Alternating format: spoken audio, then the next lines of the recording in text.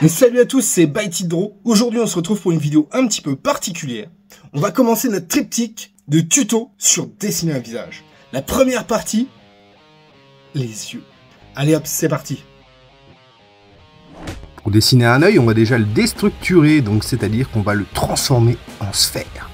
Une première, une seconde et une troisième. Donc là, vous venez de dessiner l'iris, le globe oculaire et la pupille.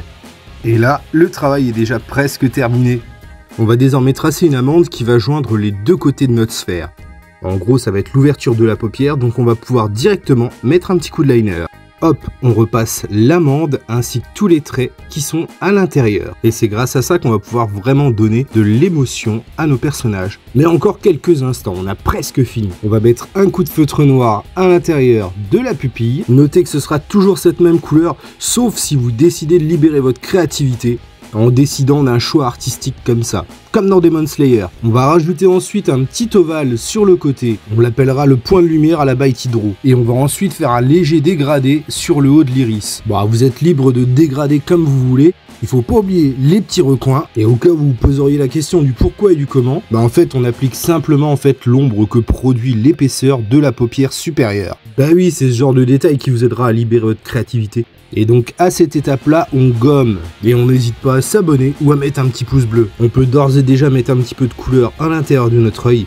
Ici, du feutre à alcool. Sachant que le dégradé va déjà produire une différence de teinte. Vous pourrez facultativement jouer avec les passages de feutre à alcool. Allez, on va le refaire, mais cette fois, on va faire quelques petites modifications. On va essayer de changer la taille de notre amande. On sort ensuite le liner 09 pour immortaliser l'ouverture de notre œil. J'en profite pour vous rappeler que vous pouvez retrouver tous ces tutos en live et donc poser directement vos questions les dimanches, lundis et jeudis de 20h30 à 22h. N'oubliez pas que cette technique est avant tout un starter pack du dessin et que le but c'est avant tout que vous l'appropriez. Comme là par exemple, regardez, on va commencer à essayer de donner un petit peu de volume à l'intérieur de l'œil en rajoutant des stries et surtout en jouant avec le poids des lignes. C'est une notion que j'aborderai dans un prochain tuto, je vous rassure. Bon, en tout cas, normalement, si vous êtes en train d'essayer de votre côté avec votre feuille, votre crayon, et ça devrait être déjà pas mal du tout. Mais maintenant, on va voir un peu les détails. On va essayer de comprendre le placement des cils. Allez hop, on refait un œil en modèle. Et si vous avez des questions, posez-les dans les commentaires, surtout n'hésitez pas. Et on va direct réintensifier le trait de la paupière du haut. Ensuite, un petit ombrage plus léger juste en dessous.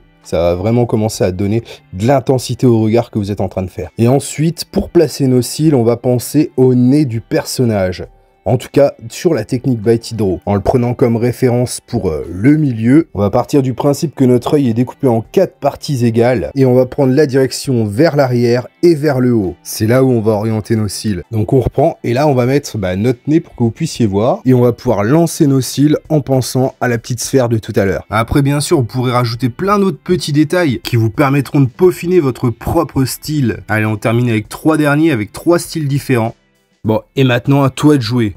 Ouais, à toi de jouer. Et là, t'as plus aucune excuse pour pas essayer et ne pas réussir à faire tes yeux. Je précise bien qu'encore une fois, cette technique, en fait, c'est vraiment un starter pack. C'est-à-dire, ça reste une base sur laquelle, justement, vous allez pouvoir essayer de rajouter tout ce qui vous vient à l'esprit.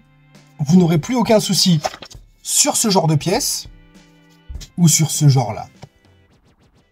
Vous êtes des artistes, faites-vous confiance et libérez votre créativité.